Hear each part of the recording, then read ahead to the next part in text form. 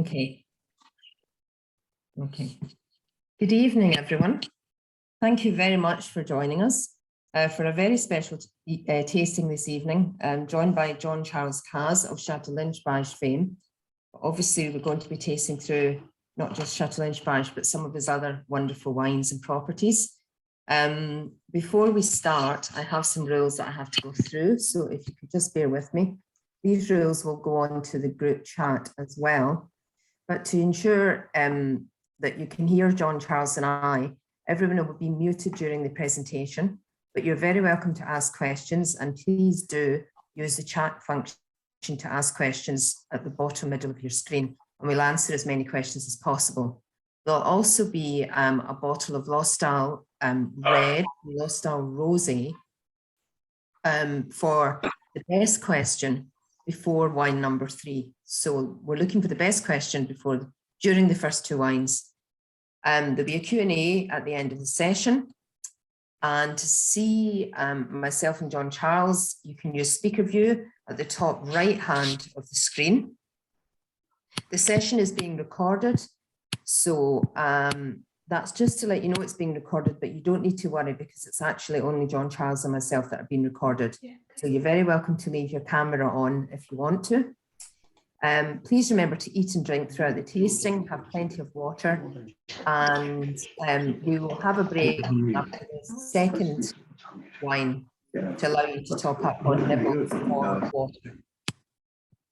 And we will also email out tomorrow a link to the tasting. So if you've not been able to watch it this evening, or you've got friends who haven't been able to join us, then we'll be able to, they'll get a link tomorrow. So without further ado, welcome Jean-Charles. Thank you very much for joining us in Dublin from Pauillac this evening. We're absolutely delighted to have you and really looking forward to tasting through the wines. I think before we start, it's important to say that the team from the Chateau and yourself have all worked really hard to put this tasting together, and specifically to allow us to taste in half bottles, which is the first time that we've done that this year. So it's a fantastic opportunity to taste these great wines and these good vintages, great vintages in half bottles.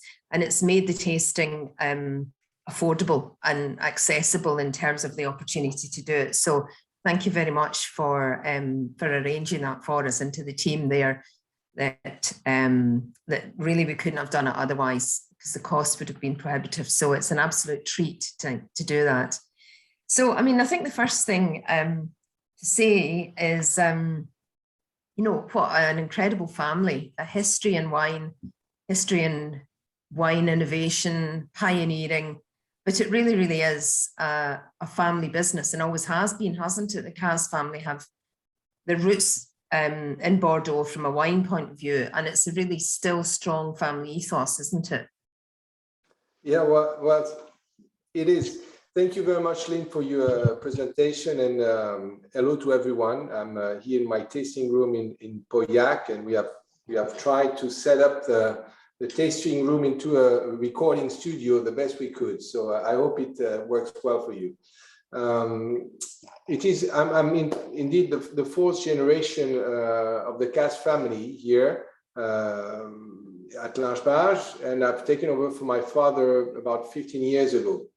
It all started in a bakery nearby.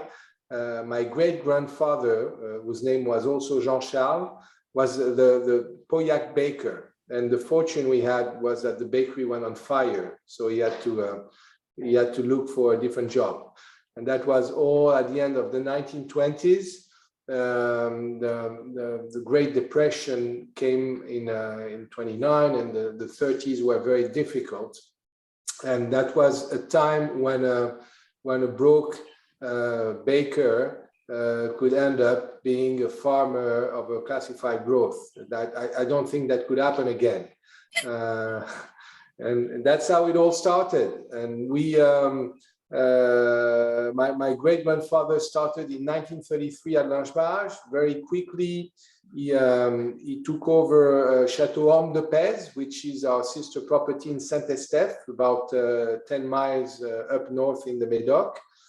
And his knowledge of vinification was based on his knowledge of making bread. He used the yeast to make bread, so he thought he could understand the fermentation process, and he was not too far from the truth. So he made a string of good vintages in the 1950s that put Lynch-Bages on the map, and the rest is history. Okay, and the thing that's very interesting, even to this day, in Bages Village, you've still got the bakery there. It's obviously a kind of tribute to the family history, is it? Yeah, well, we changed we operated the bakery. My father in the beginning of the 2000s decided to open a bakery, which we operated for as long as 15 years. But it was very difficult. So now we turned it into a bike shop for people coming here who want to visit the vineyards. We have more visitors that wish to bike in the vineyards that come to buy bread. Okay. But we still have the bistro. We have we have a butcher shop which has opened in the village. We have also a hotel called Vineyards, and a few activities for people who are spending time in the Médoc. Okay, well, that's interesting. And as you say, if you go into the bistro, the live now, you can have bread and you can have a glass of wine with it, which is probably better anyway. So listen, what I'm going to do is, I think we are going to taste or start to pour the first wine, the Domaine de l'Hostal, the Minervois. Yes.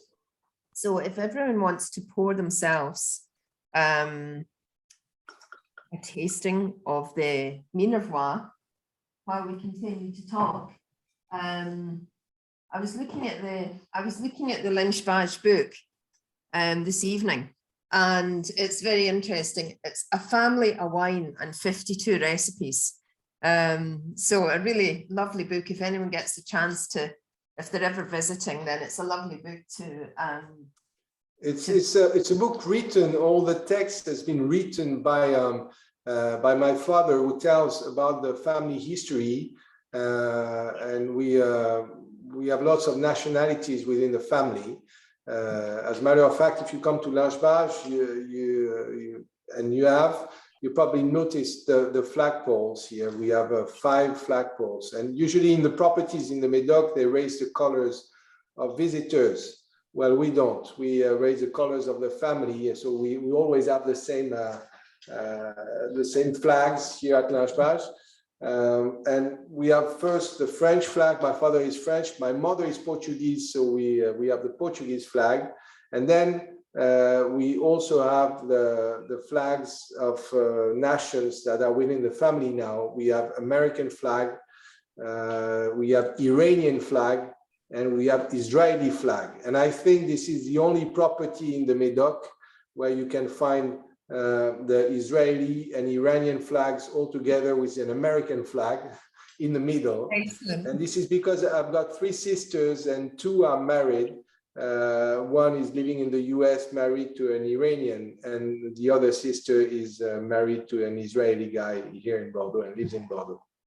So that's why in the book you have lots of recipes that are very diverse and exotic, because those are all the family recipes coming from the different branches of the families, and we have tried to match them with our different properties and our different wines. It's an absolutely beautiful book, and as you say, fantastic recipes. I know it's a bit hard for people to see, but just absolutely stunning photography as well. The interesting thing is as well that when we tend to come to visit you, when in the days when we could come and visit you, it was always very nice to see the Irish flag outside the chateau as well. So that's always a treat for us when we come to see you. I'm just going to say, Michael, I think our guys are in touch with you directly about your sound, so hopefully you're getting sorted out there. So yes, mother's from Portugal, and obviously you are making a fantastic wine in Portugal. in the Douro, and then so you have obviously a connection there with the Douro and with Portugal, but the first wine this evening is actually from the Minervois and the Languedoc. So would you tell us about, whilst the roots are in Bordeaux? I have to explain why we went into different wine regions. And Yes, please, yeah. For generations, we've been really focused on Bordeaux, and we were focused on our family properties. And then my father started to in the 80s and 90s to have different assignments, and took over the management of properties that were not in the family portfolio. And he, for some time, he ran a porthouse for AXA, the insurance group. He ran Quinta do Noval in Oporto, and that gave him access to a lot of different producers around. So we became friends with the Roquette family in the Upper Douro. And we when my father stepped down from AXA and from his side assignments, he started looking for vineyards in Portugal, and we acquired a vineyard in 2002 in Portugal, and we started producing wine with our friends, the Roquette, and now we make about 5,000 cases of a wine called Roquette Cazes, and a little less of a smaller cuvée called Schisto from Roquette Cazes. So this has to do with the fact that my father had a very strong incentive, being married to a Portuguese lady, to look out for vineyards in Portugal, and that's the way it works. You know, we don't make plans to set foot in a region because we want to add a vineyard in our offering of wines, and because that makes sense business-wise. It's always because we have opportunities.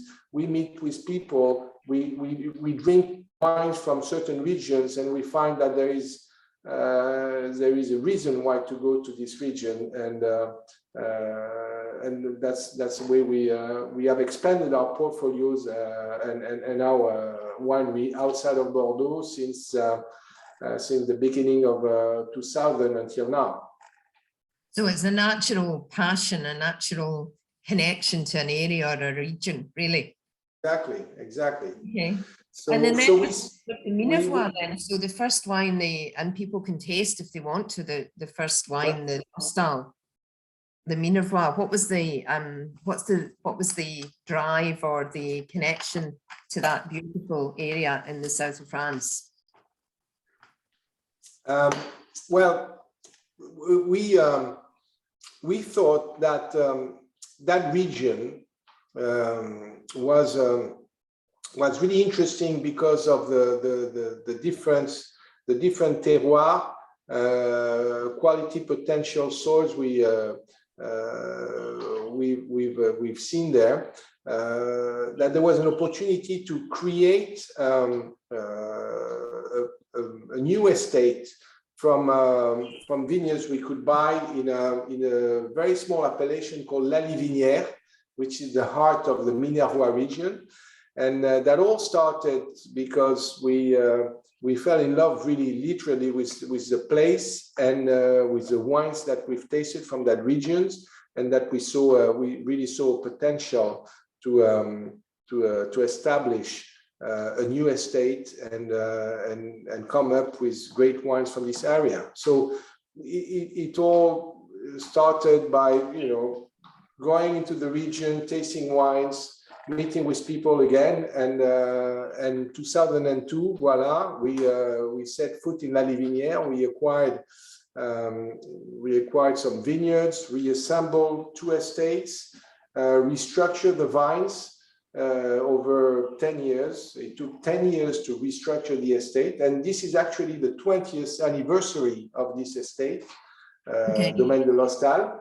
And the wines that we are making on this estate are really reflecting the style of wine of this region, based on Syrah, The blend actually has over 70% Syrah, then Carignan, Grenache, and Mourvèdre a little bit.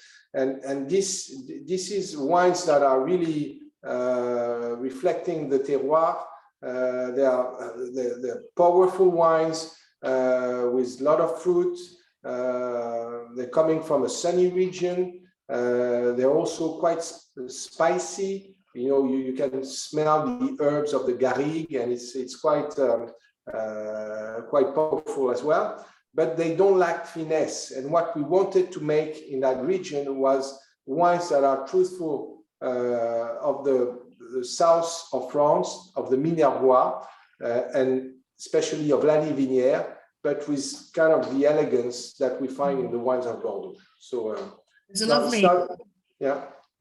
lovely refreshing acidity to this Minervois, isn't there? It keeps the wine balanced and fresh. Exactly.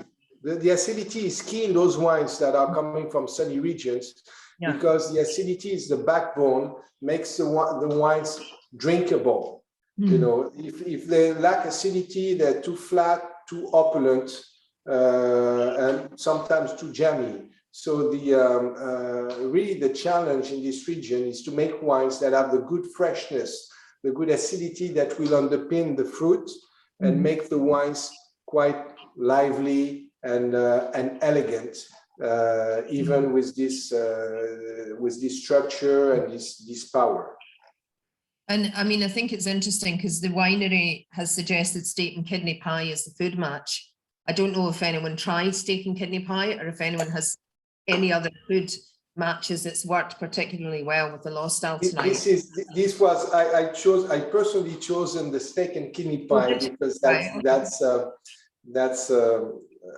know that's very common in Britain. I don't know in Ireland, but my mother, when I was a kid, was making steak and kidney pie, and we were all asking for the steak and kidney pie without the kidney.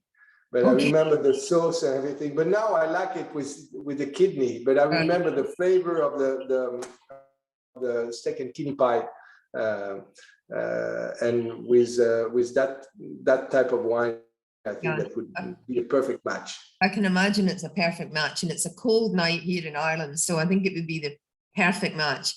Ollie's having it with steak tonight, and Tony's saying that it's a very good match with venison and Minervois, which I think it probably would be lovely as well. It would work well, yes. Jean-Charles, I'm just going to share a couple of images. So first of all, is your image of your lovely family. Can everyone see that okay? That was me a couple of years ago. I grew some white hair. Okay, and then this is it's a very girly family. So those are my sisters and my nephew and nieces.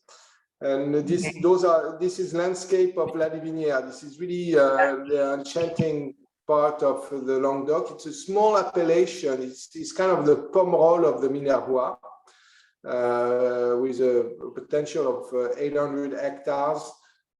It's really a small appellation, but it produces really the top wines of the Minervois. And it has olive groves as well, doesn't it? The estate, it's not just grapes. Yeah. The estate right now combines 50 hectares of vine, 20 hectares of olive grove. We have about 5,000 olive trees, so we make our own oil, and we also have some garrigue, which is part forest, part just plain garrigue land. It's beautiful estate. It's really, and it's the winery is within the old tile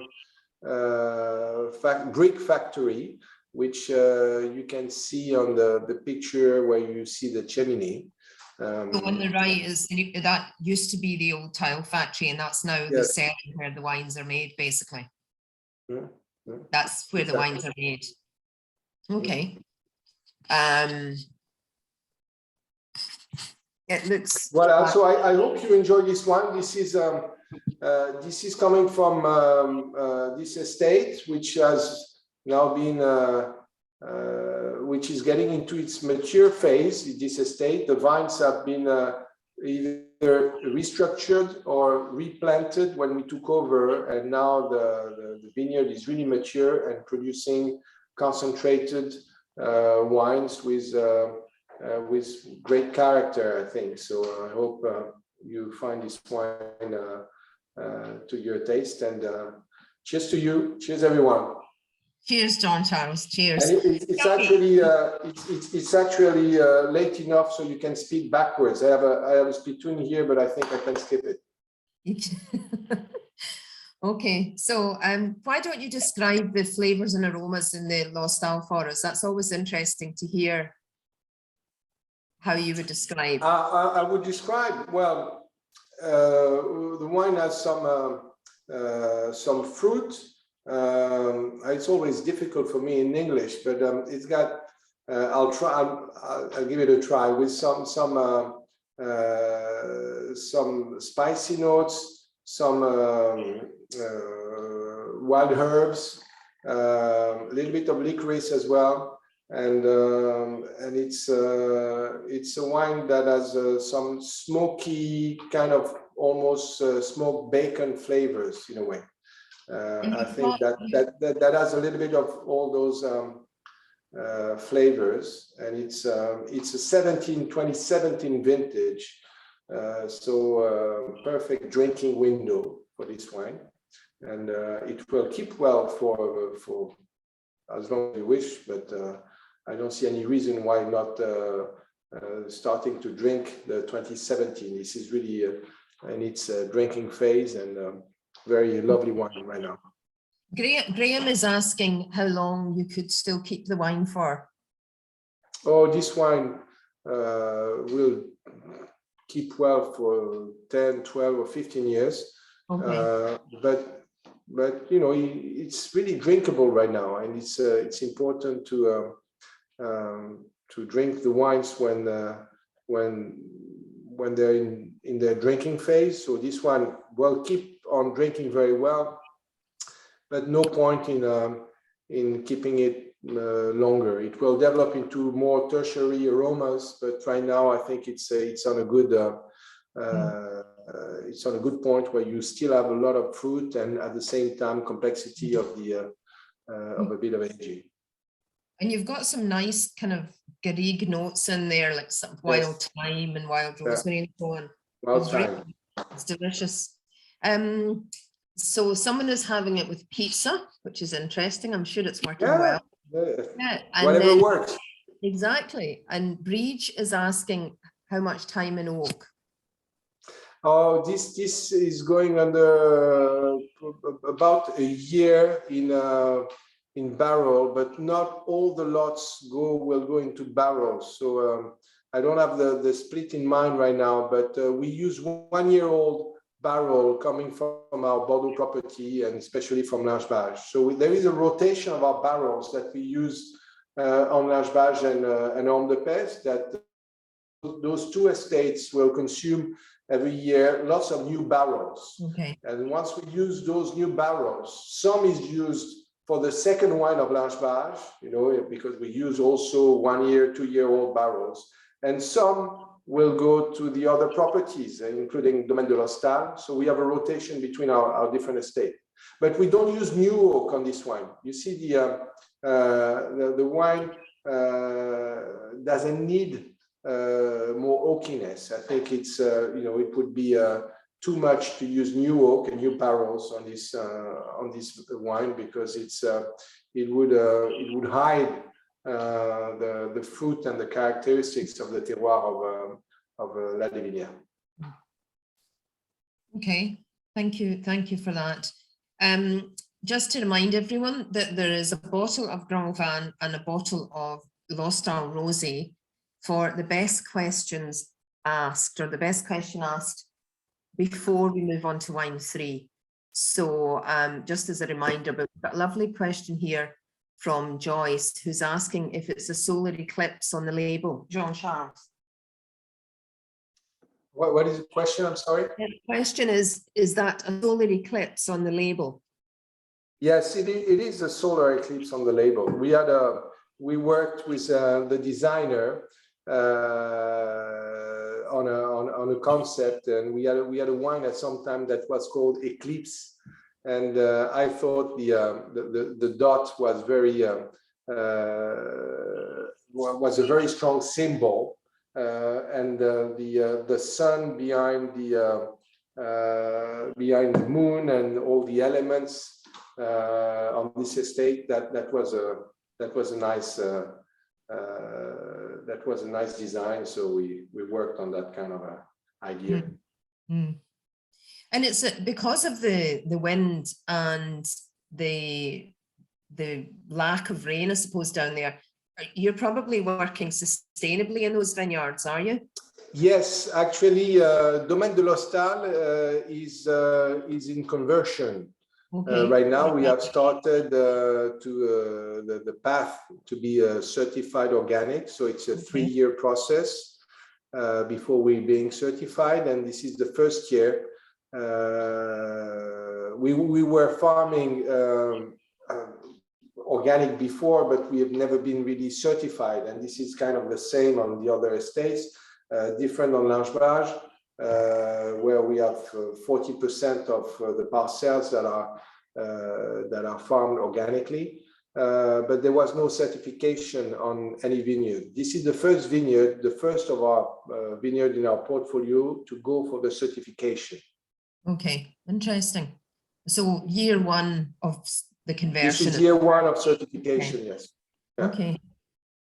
Carol is asking, do you think with climate change that Lynch-Bages vineyards might come to Ireland? Can you imagine planting some Cabernet? We will plant some vines on a roundabout in Galway. You know, in Galway, I don't know if anyone in the crowd tonight is from Galway, but you probably know about the history of the Lynch. And they're coming from Galway, and I remember my last visit, which was like years ago in Ireland and to Galway in particular. I knew that there was a roundabout, a Lynch roundabout in Galway. There's the Lynch Castle in Galway, but there are 7 roundabouts for each of the tribes of Galway, and there is a Lynch roundabout. So we will plant vineyards on the Lynch roundabout in Galway. Probably. I think that's the plan. That's the plan. Someone's asking what millesium means, and basically it means the vintage. The millesium is the vintage of the wine. Yeah. So Paige is from Galway and Pat is in Galway. So there's a couple in from Galway tonight. So there you go. Very good. Mr. Cazes, what is your view on wine sold in tin cans? Oui or no? It's not my cup of tea. No. Tin cans? Tin cans? Maybe I should try probably, but not tonight. Yeah, not your wines anyway. I don't think. Maybe but you know, the technology. I haven't tried, to be honest, I haven't tried, and I don't know what kind of wines would go into tin can, but I'm not sure this would be good for aging. No, for drinking immediately, fresh and youthful wines. Also Ernan's from Galway as well. So we've got a few from Galway. That's lovely. So hello, my compliments and a wonderful selection of wines.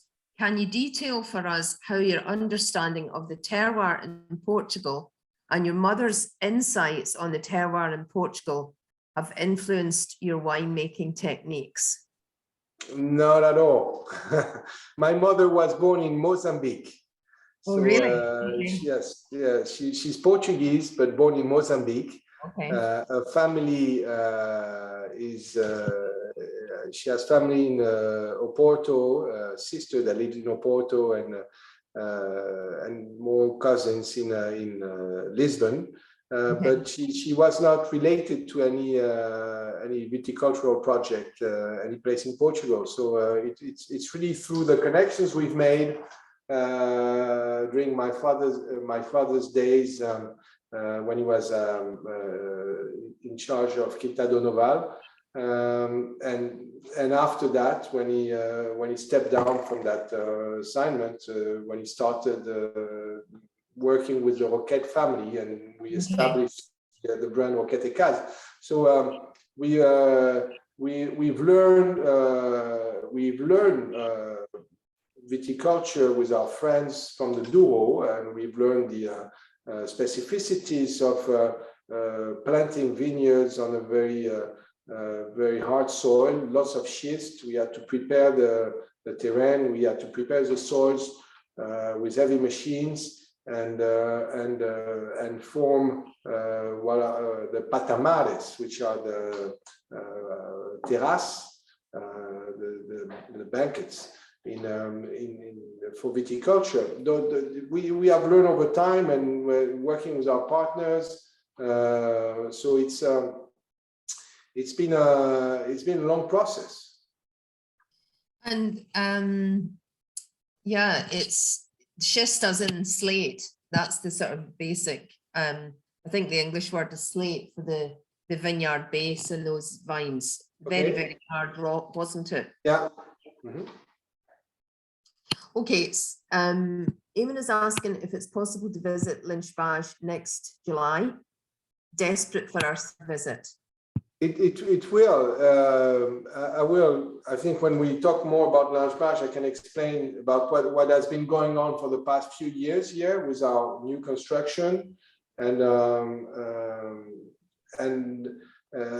we have not opened since we haven't reopened since we inaugurated the new winery with the first vintage, and because of COVID restrictions, it's been very difficult, if not impossible, to welcome visitors here. But we're seeing growing demand of people who want to see the new Lynch-Bages, and things were getting better before they got a bit worse with COVID. So, but I hope for next year, early next year, in the spring, we will reopen. So, as a matter of fact, I've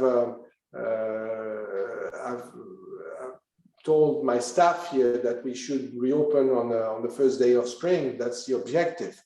And we're going to prepare for that. But I hope that everything goes well, and that we'll be able to open our doors to visitors again. So July should be okay. Okay, good. That sounds very encouraging. Michael's asking if you think organic wines taste better. No, I think there are good organic wines and bad organic wines, and there are good conventional wines and bad conventional wines. Organic is not a question of taste; it's a matter of viticulture and approach to winemaking. But it doesn't prevent anyone to make a bad wine if he doesn't do the right things. So. Okay. That's as clear as I can be. Fair enough. Cahill, who I do know is in Galway, is saying he would love to see some vines in Galway, but he thinks it's too rainy. And Kate is offering to plant vines in her garden in Galway as a trial. So there you go. Yeah, I have to come back to Galway to investigate. It's been a long time. I have fond memories of my last stay, and I need to come back. Yeah, I'll see. I don't remember the weather.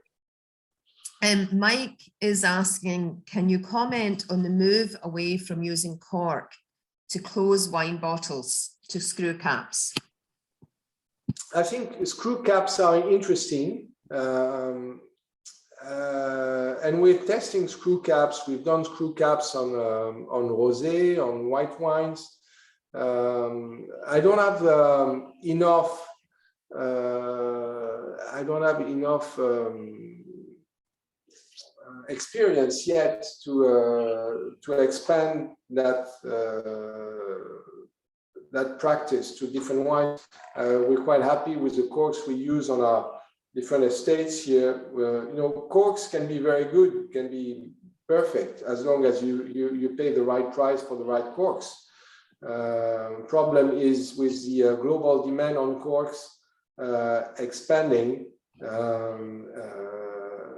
because of more production everywhere in the world, there are lesser quality corks that also come to the market. So I'd rather than using screw caps for some production. I'm happy to continue with corks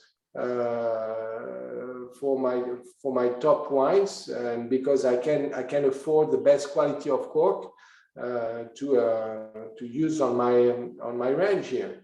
That's one of the first tricks I was told when getting into the business. My father told me right away, you never bargain with the cork suppliers, because you will always win and you will be served for the money you paid for.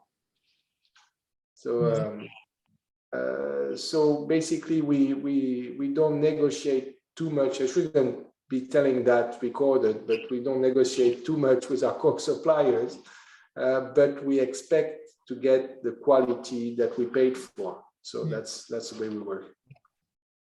So listen, while we look at a few more questions, we'll move on to the Domaine de Sénéchaux. So we're moving into the Rhône now. And the Domaine de Sénéchaux, again, a reasonably recent acquisition for the family, and I believe this was your It was my first acquisition. Okay. I remember one of my early emotions with wines from Château Neuf was with a 95 Vieux Télégraphe coming from a friend, Daniel Brunier, producer in Château Neuf. And I always had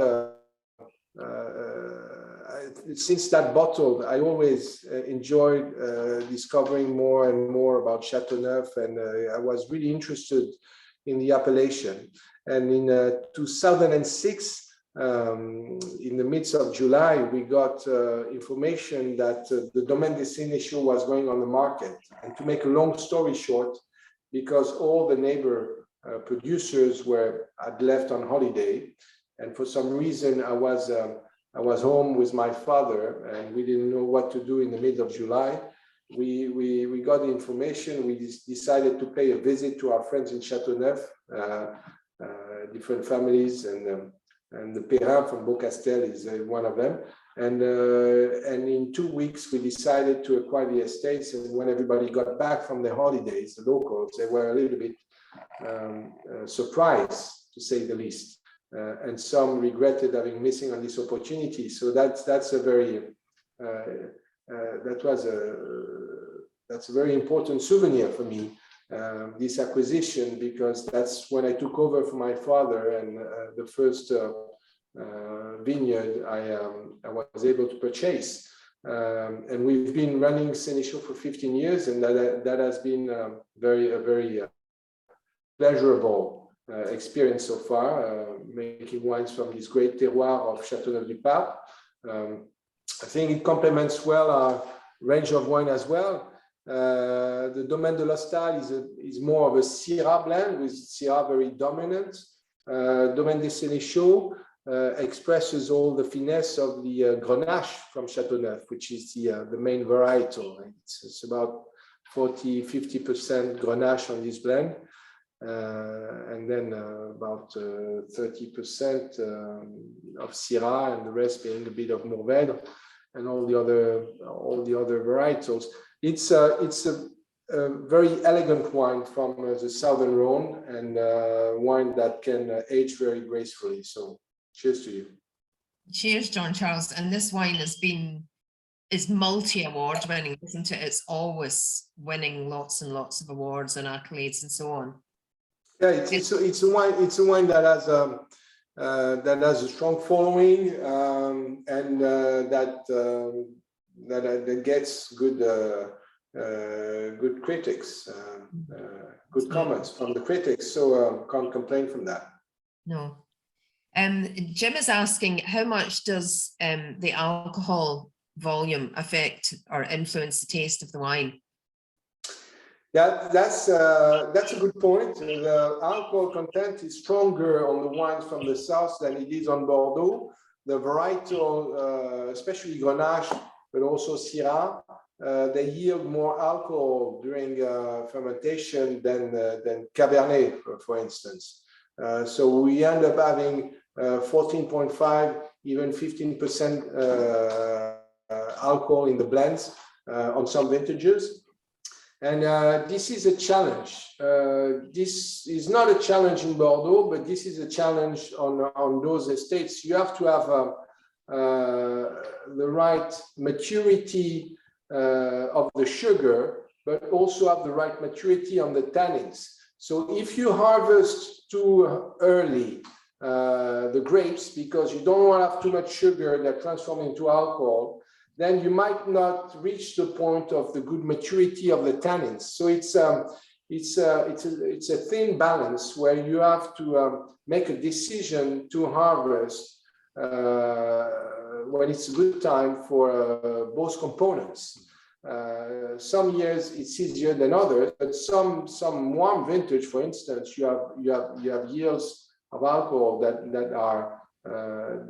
grow quickly, while the tannins sometimes are a little bit slower. So we try to make wines that are always in balance. That's the way we go. We try to have the right ripeness of the fruit.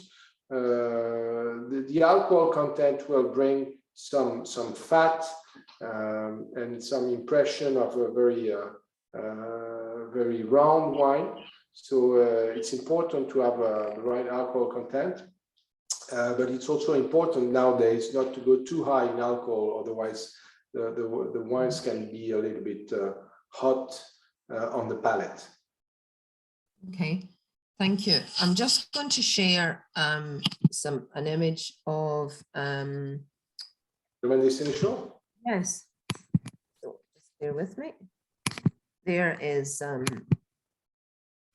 so that gives an idea of the area. An idea of our parcels. This is a view of our parcel on the bottom. A view from our parcels in the upper left. A view of our cellar in the center, and a view of the old castle of Château Neuf. The old castle that's what's left of it, and this is the view taken from one of our parcels as well. Beautiful.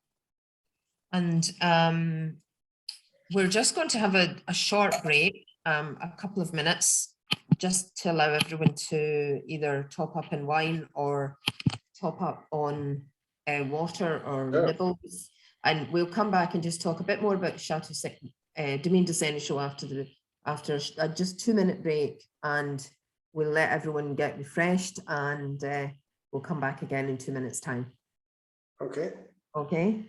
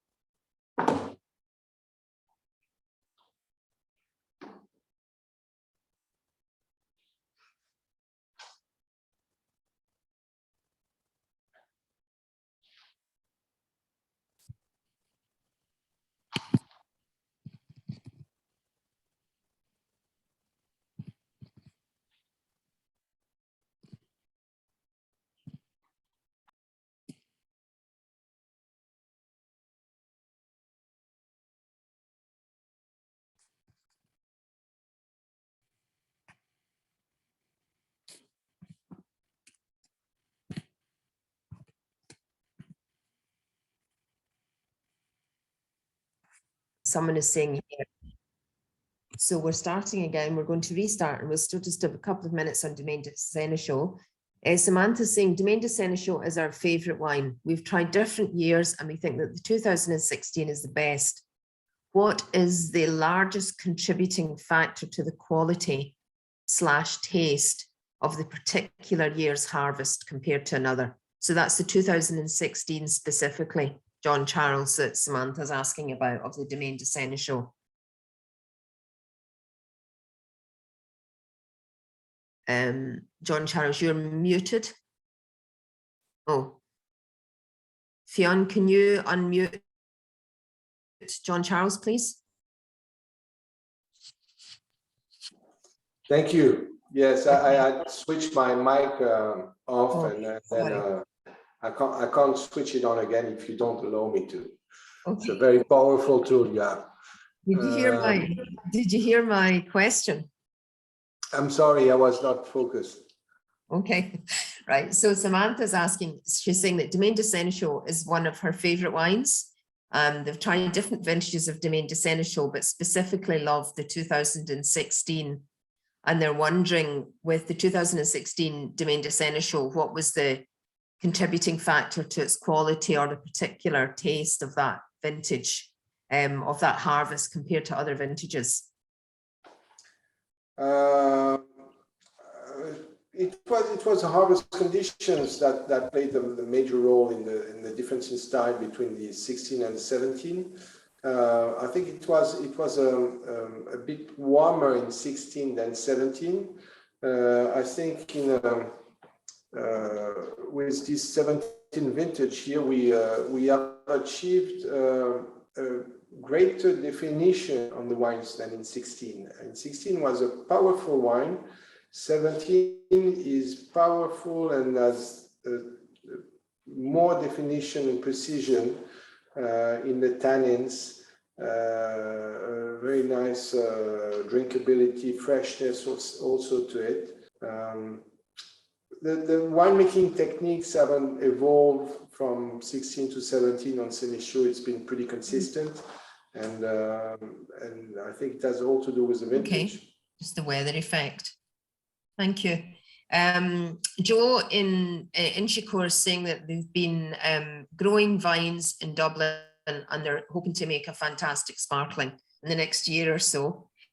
So before we move on from Domaine de Sénéchal, we've just got a question about the terroir in the Languedoc affecting the Lostal. So sorry to go back to the Lostal, but would you mind, Jean-Charles, just commenting on how the Languedoc terroir has affected the flavour of the Lostal? Well, the terroir is the the combination of the soil, the subsoil, and the microclimates. Everything has to everything plays a role. We have some parcels that are more clayish, some that retain more moisture, and that helps us to bring grapes to full maturity on very warm years. We have some soils which have some more stones, even some schist, and all are exposed kind of south, facing south, and with a climate which is which has some influence of the Mediterranean Sea as well. So the moisture brings some moisture also at some time of the year.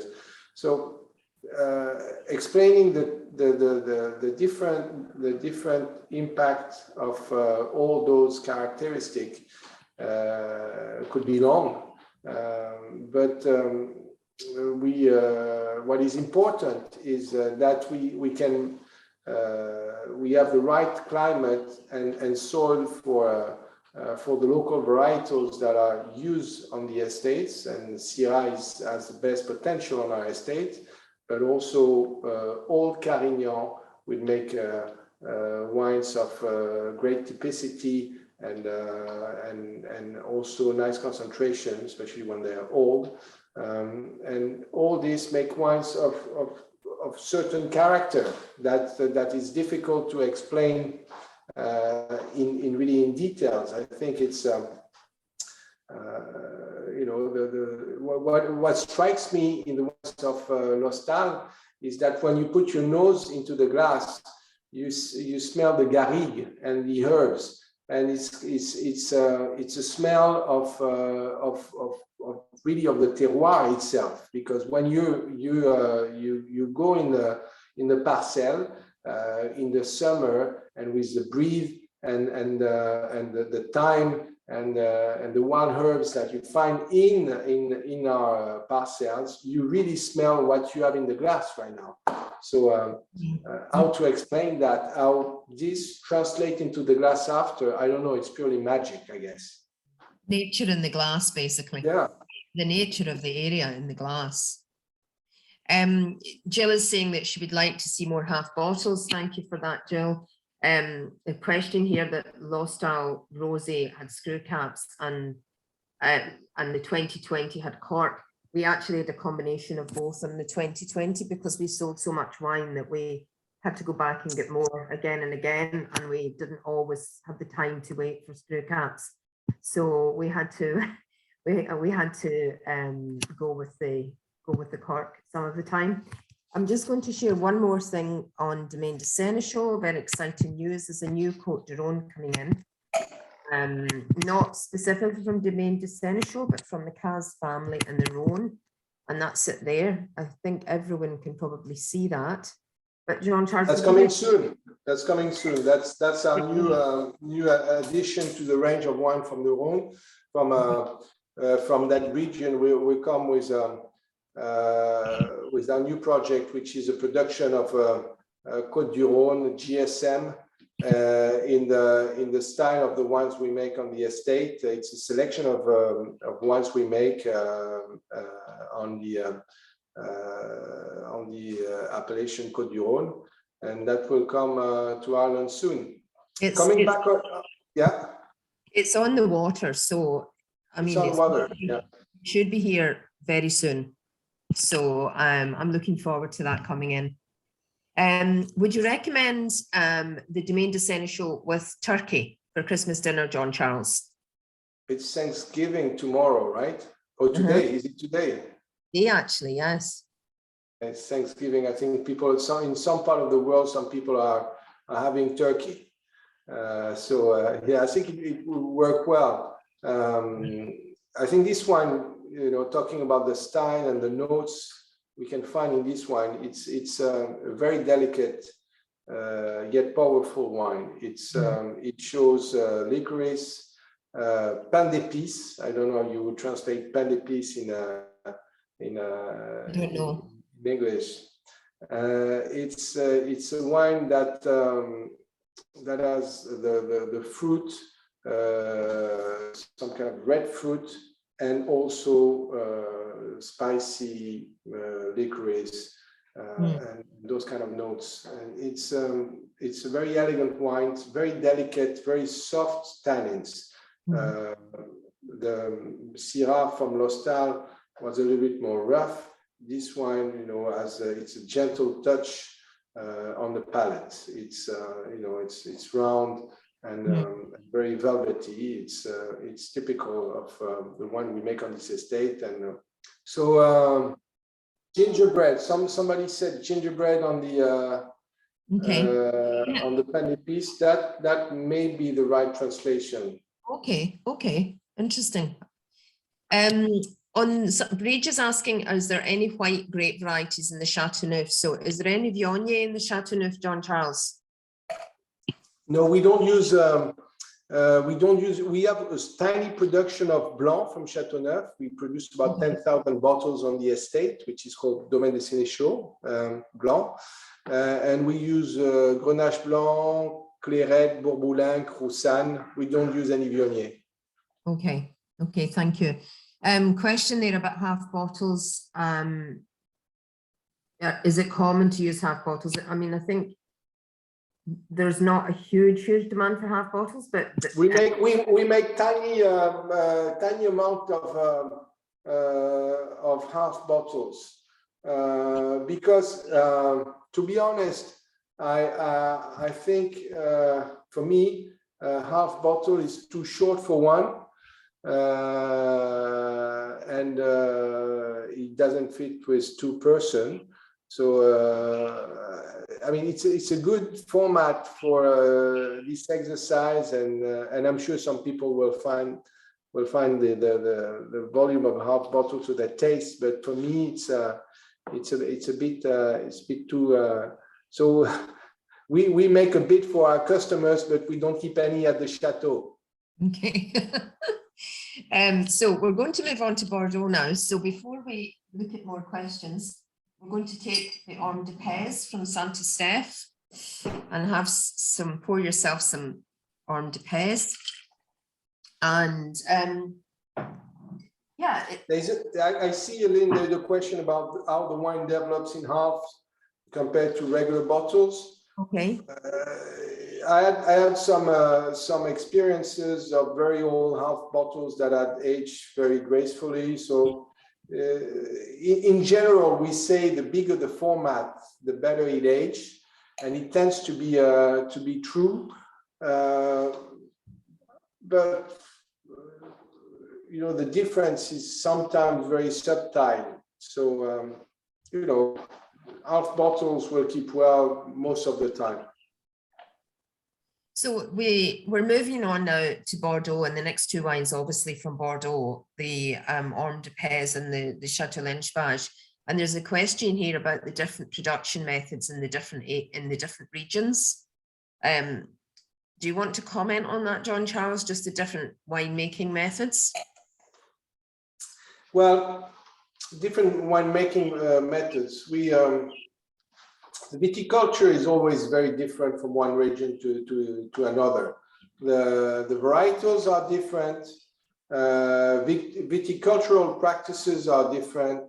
The vineyards are different, you know, in terms of density of plantation. You know, we have double the number of vines per hectare in Bordeaux than we have in Châteauneuf. So it can't be a copy and paste approach everywhere. You know, it's we have to adapt to the soil, to the terroir, to the varietals. It would be too long to explain what we do different. We do pretty much everything different on all the estates. The common approach is the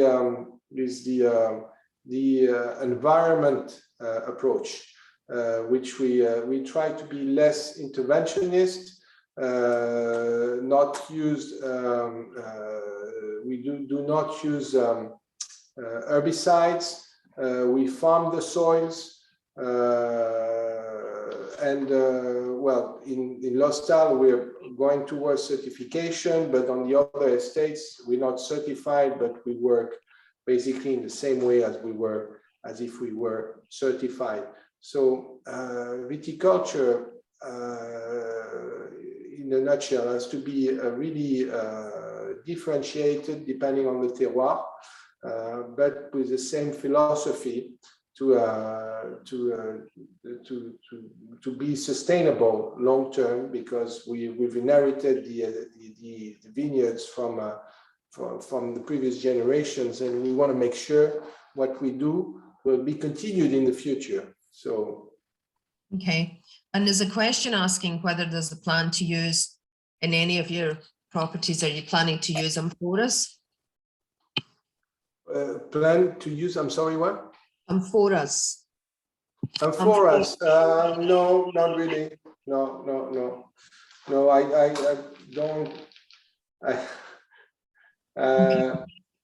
I don't know what it would be useful for. Maybe for an experiment, but right now in Bordeaux, I would not need to.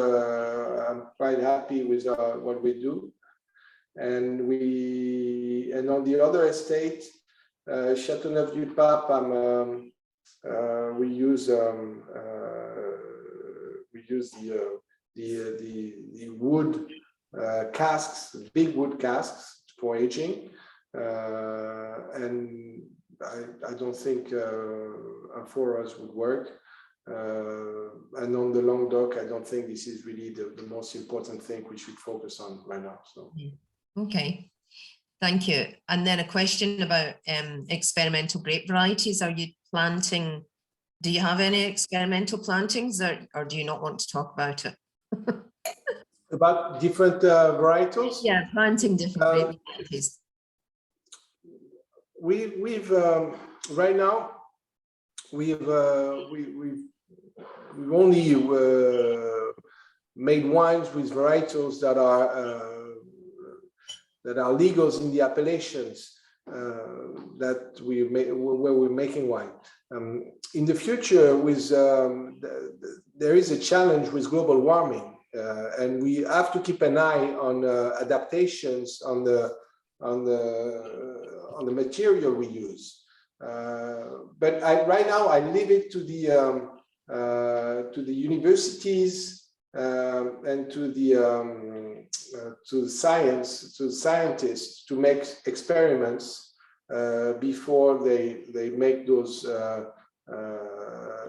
experiments available to chateaus for larger use. I mean, right now I don't think we should our material, because I think it can really adapt to what's coming ahead to a certain extent.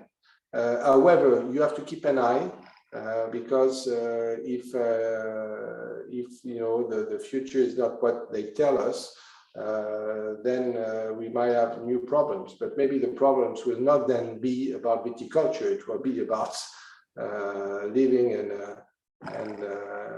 continue on this planet. So it's a different story. Okay, thank you. So we're going to move on to Saint-Estèphe now, and I'm interested to chat with you about your thoughts about what the personality of classic Saint-Estèphe wine would be. Stephen, I see that you've got a problem with your bottle of Orme de Pez. We'll direct message you and sort that out for you afterwards. I'm sorry about that, but we'll sort you out post the tasting and get another half bottle out to you.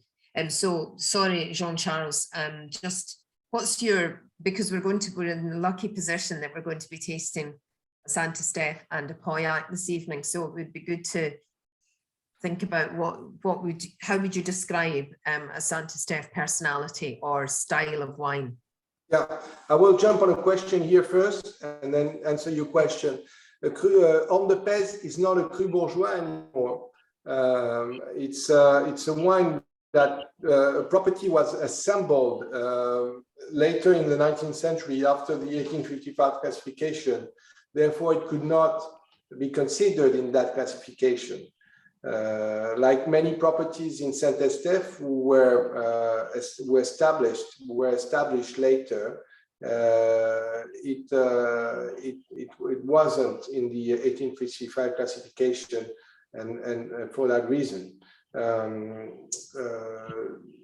The Cru Bourgeois classification was established in the 1930s, and in 2003 it was revamped, rebuilt, a new selection, tighter selection, and then Orme de Pez was classified as a Cru Bourgeois exceptionnel.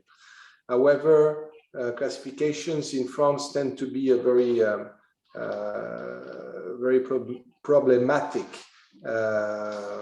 matter, and that classification was challenged and fell through. So we decided to pull out of any classification. So it's not a Cru Bourgeois anymore. It's nothing else but Château Orme de Pez. And I would call it rather an aspiring Cru Classé than a Cru Bourgeois. So now the estate, to explain a little bit its situation, it's within Saint-Estèphe, which is next to Pauillac, a little bit north from here, following the river. The difference between Saint-Estèphe and Pauillac is that Saint-Estèphe has more diversity of soils than Pauillac. Pauillac is a very homogeneous gravel based appellation, and Saint-Estèphe has gravel slopes, has more sandy soils, has more clay soils, so it's more of a mosaic of different soils. And this mosaic of terroir is reflected in the style of wines of Saint-Estèphe, which are not as domesticated as, I would say, the ones from Pauillac, which are very classy, structured, well in place. So Saint-Estèphe has more rough edges, especially on the younger wines, and those wines gain in maturity, elegance when they age a little bit in bottle. And I think that's really the typicity of the wines of this appellation. This is a 2015 vintage, which now has 6 years, which is a nice age for wine coming from this estate. It's coming into its good drinking phase. 15 was a quite successful vintage in Bordeaux, quite sunny during the summer. It doesn't have exactly the concentration as 16, but that makes it more approachable right now. So that's a 15 Homme de Pèse, very charming vintage, which is drinking well, good constitution, very nice color, some notes of evolutions a bit on the ring, and the nose, which has the nose of a very nice vintage Cabernet and Merlot blend, about 46%, I think, Merlot and a little bit less Cabernet Sauvignon. And it's got these notes of a tobacco on the nose.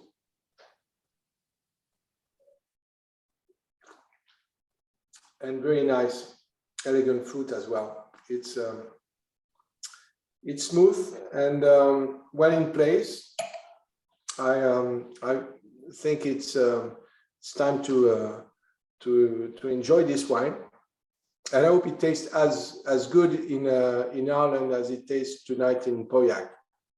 It is good. The fruit is really up front on it. I mean, 15 was quite a warm vintage, wasn't it? Yeah, it was warm, but not overheating. No, but the fruit is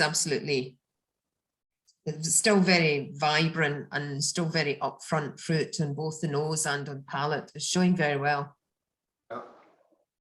There's a question from a rugby fan here. There is.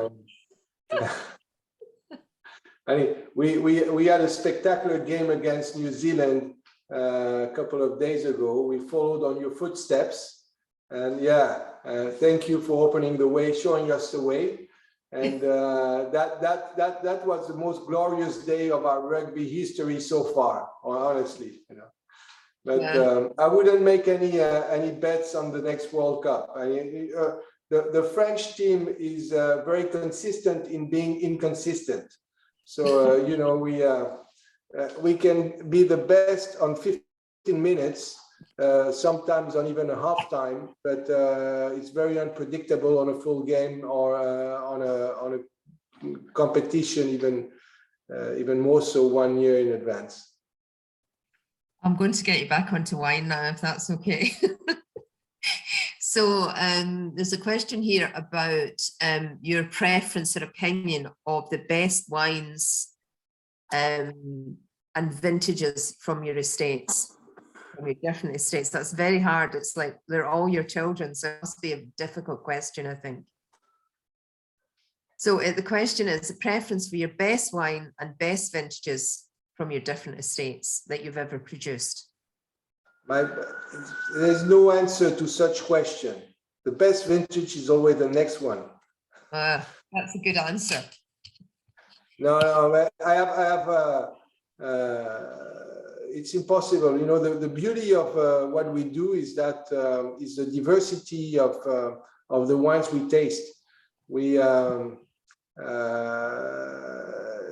coming back to taste the 82, 89 vintage is always a very special moment for me. Tasting all the wines is very often very emotional because it's wine is the only time machine that really works. So it brings you back to memories, good memories.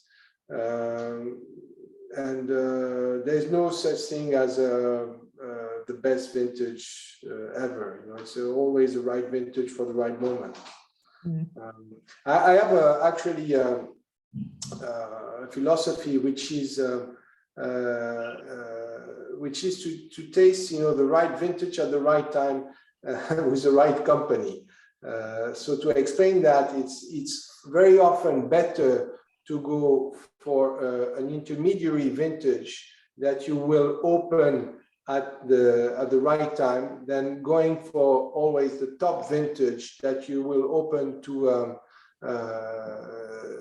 early, too young.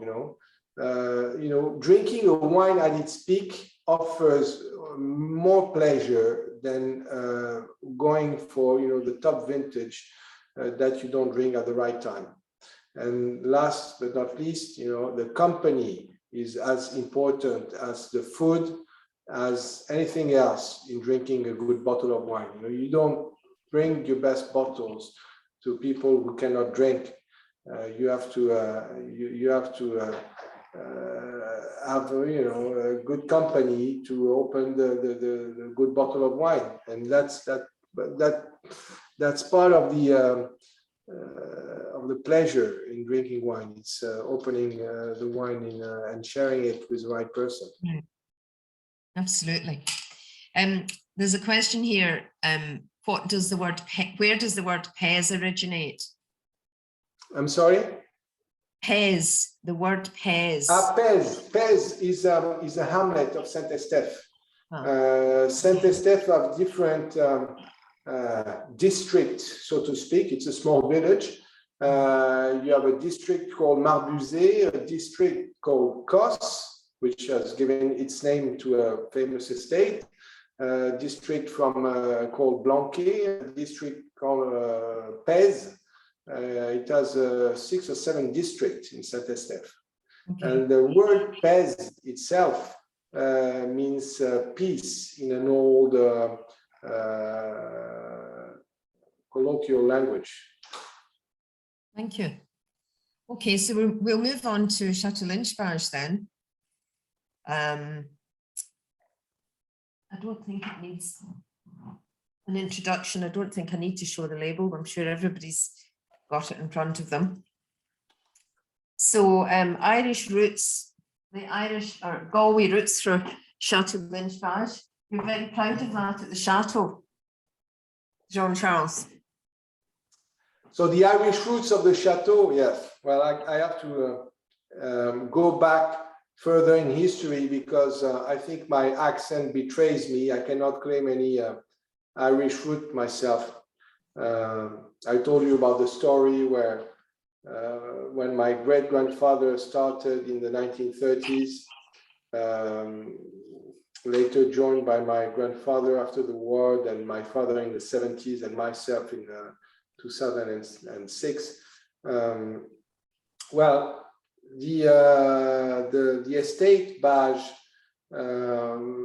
dates back from, we have traces of the estate under the name Bages or Bages with a D from the 16th century, 17th century. And in the 18th century, the Lynch family emigrated from Galway years before. The Lynch family inherited the estate through a wedding. So I'm sure you all know the date of the Battle of Laboyne, when the Irish were defeated, and some Irish families had to, some Catholic families had to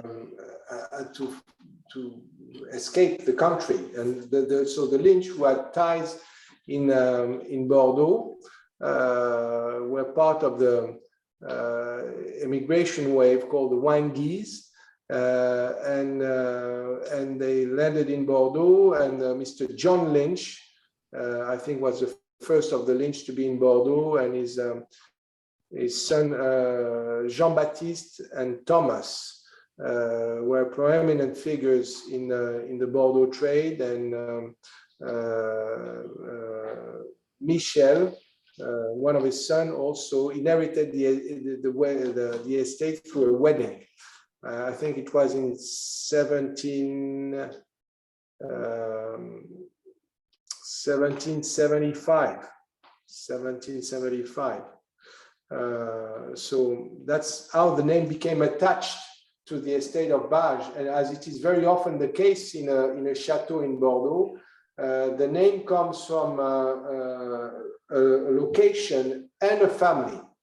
So the Barton at Léoville, the Rothschild at Mouton, and so on. You can find so many examples of that.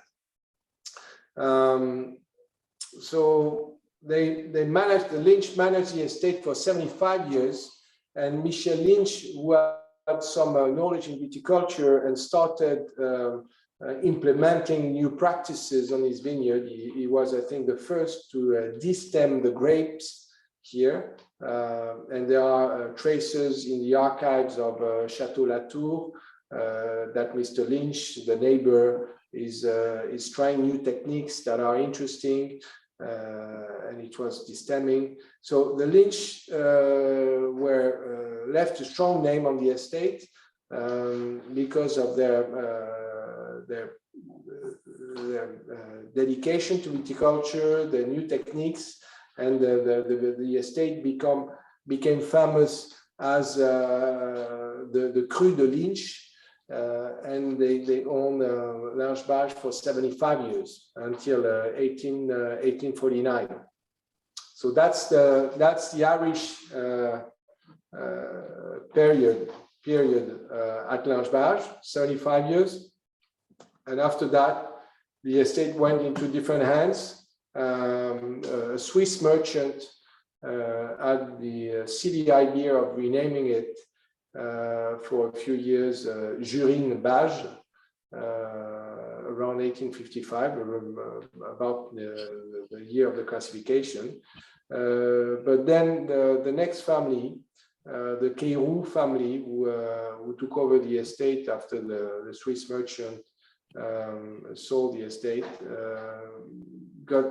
gave it back the Irish name, and it became Lynch-Bages and always stayed Lynch-Bages. And by the way, some people ask me if you should say Lynch or Lynch, and it's a very difficult question to answer in front of all of you, all the Irish here watching me. But the proper pronunciation should be Lynch-Bages. I'm sorry for you guys, because Mr. Lynch insisted that his name would be pronounced à la française, in a French way.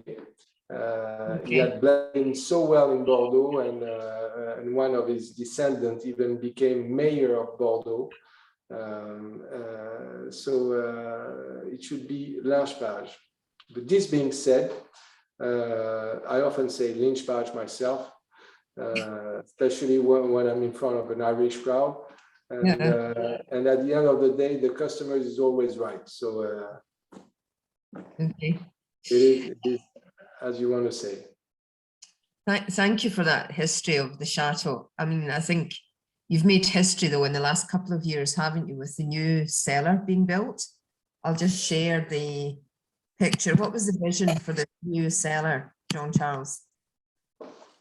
The vision, well, it's you have nice pictures here. The new cellar, I've been on project for over 10 years. We started working on this project in 2009. We teamed up with a New York-based architect who's been a long-time friend of my father. His name is Didi Pei, and he's the son of a famous Chinese origin American architect called Ian Pei, was designed the pyramid in the Louvre. And my father was good friend with Didi for many years, and we approached him to help us in our project of a new winery, because we first of all, he qualified on many points. He's a Francophile. He speaks perfect French. is a Bordeaux lover. He's been a member of the Commandery de Bordeaux for decades. He's also married to a French lady, and he's been based in France for many years when he was overseeing his father's project in Paris. So he had an understanding of the trade here in France and of viticulture as well. So we teamed up with him because of his. We were sharing the same approach on the project. We wanted a very rational and functionalist approach, where really the function drives the form and defines the form. And we've built a winery really for the future.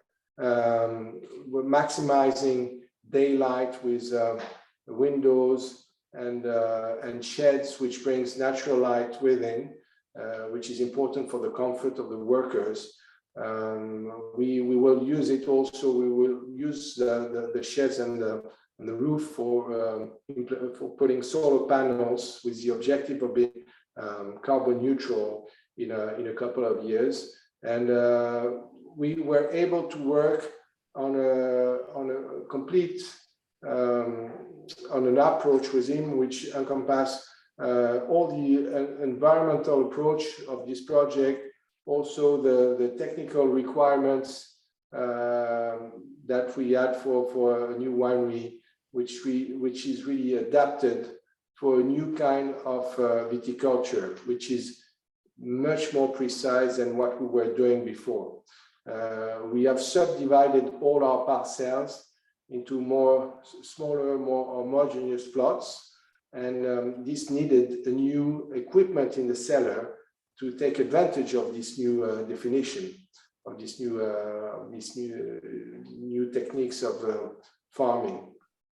So this has been a long journey since we started in 2009 working on the project with Didi, and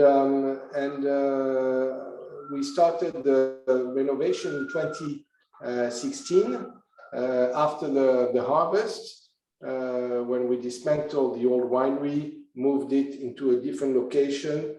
That was already a very crazy idea, just moving the winery into a different place so we could tear down all the buildings here and started digging to do a gravity cellar. And that has taken us 4 years to build. We inaugurated the winery last year with a 2020 vintage. We've done the second crop harvest into the new winery. We've moved into the new offices, the new tasting room here, and I can only invite you to come and visit as soon as we reopen to see, because this is really, I think, the most interesting and spectacular winery to see right now in the whole Bordeaux region. There are many projects around. I'm probably a bit biased, but I think what we've done here is a very interesting winery, very contemporary project, but contemporary that mixes with the old. We've kept the 19th century part of the winery, the original cellar, which is the inspiration of the new project. We've kept all the facade of the chateau, and of course the house, the main house where my parents live, was not allowed to touch on my parents' house. And there is the contemporary part and the old part, and this is a really nice mix. What you see here is really the contemporary part and the cellars, but it's really worth a visit. So can only invite you to come and visit me anytime soon. We'll definitely be there. And John, I see, is asking for a vertical of the last 10 years of vintages. So I'm sure he wants to get over there. Someone is, I think it was Bages was saying, obviously in 1855, you were classified as 5th growth. Where do you think you would be today is the question, if you were to be reclassified? or where do you think? I've lost interest in seeing any change in the classification. Story. My grandfather and my great-grandfather for years battled for a new classification. And there was attempts that are not so commonly known, attempt in the 50s and even in 60s to redo the classification. The only attempt that went through was in 1973, when one change was made to the classification, and that only affected Mouton Rothschild. However, what people do not know necessarily is that change was supposed to be the first one of a new classification that was to be reopened. However, the jury who was formed for that occasion, after working on the case of Mouton, simply dropped the ball and didn't do the rest of the work. And my grandfather, who was amongst a few vintners who were advocating for a new classification, for years on after that, kept sending a letter on the anniversary of that new classification to the committee, saying, "You've done a good job, but you need to continue." And there hasn't been any effort lately to redo a classification. And I think, to be honest, that would be a mistake now to try to reopen. It would be like opening Pandora's box. There's so much interest at stake that would be a fierce battle and not necessarily a good thing for Bordeaux. So despite the ranking, which historically has been the Lynch-Bages position, I think it doesn't matter so much, The market's recognition, by far what is the most important.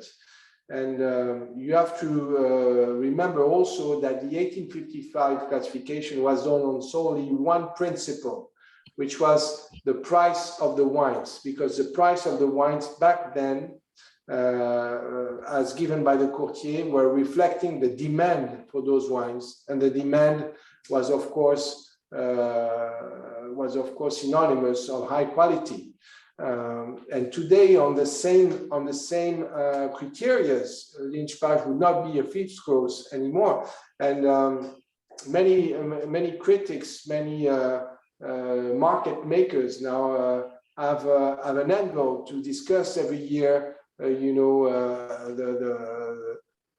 the situation in Bordeaux by giving the classification. And that probably is a good thing, because that fuels, comments and more publicity for Bordeaux than if there was a new classification or something. Well, we will award first growth classification to Château Lynch-Bages in Ireland, I think, Jean-Charles. And I'll be fine with that. Okay. Cheers to that. Cheers to that. Listen, okay. Before we run out of time altogether, can you just talk us through your tasting note for the Château Lynch-Bages? 2017 was a year, a very odd year, because a great part of Bordeaux suffered from frost and produced some either no wine or wines that was assembled from different maturity grapes, or some part of Bordeaux, like Pauillac, Saint-Julien, and most of Saint-Estèphe, didn't suffer at all of frost. Our vineyards are very close to the river. I'm pointing that direction because from my tasting room here, on a normal day and during daylight, we have a very nice view on the parcels and the river. We're very close to the river. So we didn't suffer any frost.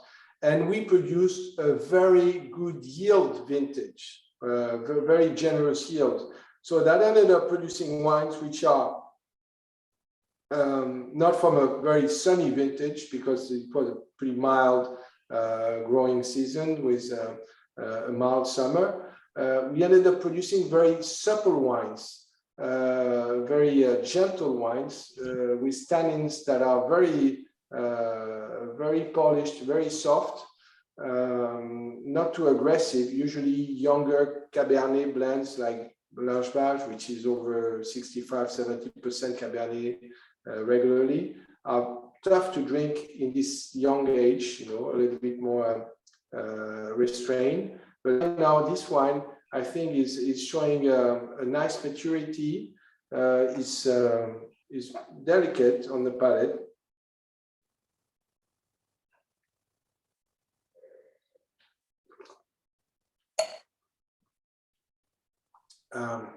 You have still some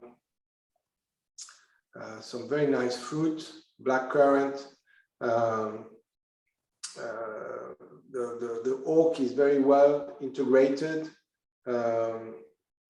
It's all in place and within its drinking window for such a young vintage. I think it's really approachable, and I think that's the reason why we chose that 17, because Lynch-Bages usually demands more time to open up and to be really drinkable.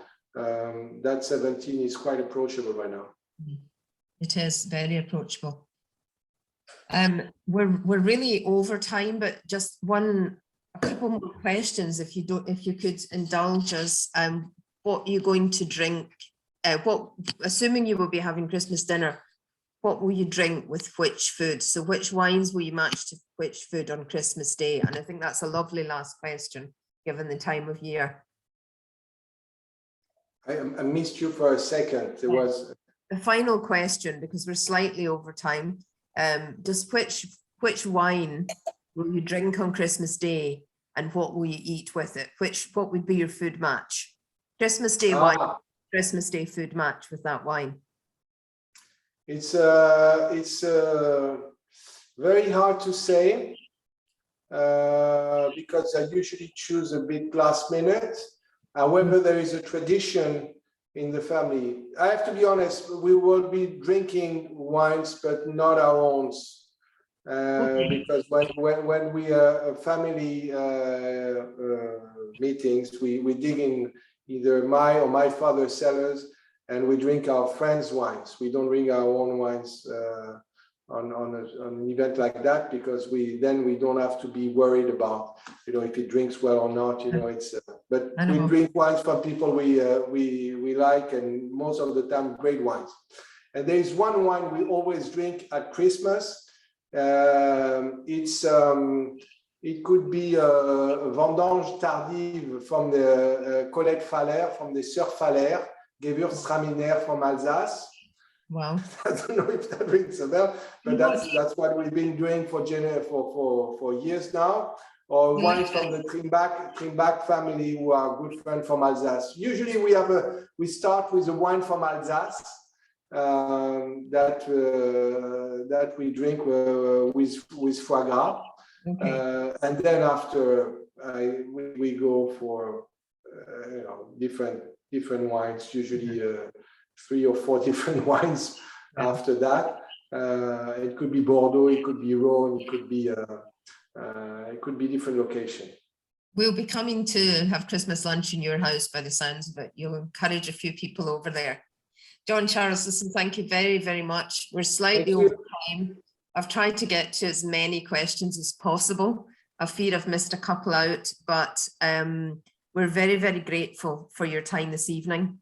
Thank you. And Kevin has mentioned that the first game of the rugby for Ireland Rugby World Cup will be in Bordeaux. So for those of you who are coming to watch the game, please come and visit, and